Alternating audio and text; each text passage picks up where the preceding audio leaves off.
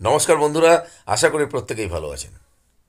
আপনার প্রচুর পয়সা, আপনার এত পয়সা যে আপনি পয়সার হিসাবটাও বোধহয় ঠিক করে রাখতে পারছেন না।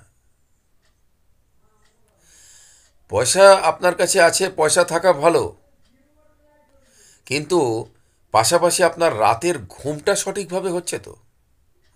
আপনি কোটি টাকার গদির ওপর শুয়ে যদি রাত্রের ঘুম আপনার নিশ্চিন্তে না হয়, তাহলে আপনি জানবেন আপনি সঠিক জায়গায় দাঁড়িয়ে নেই।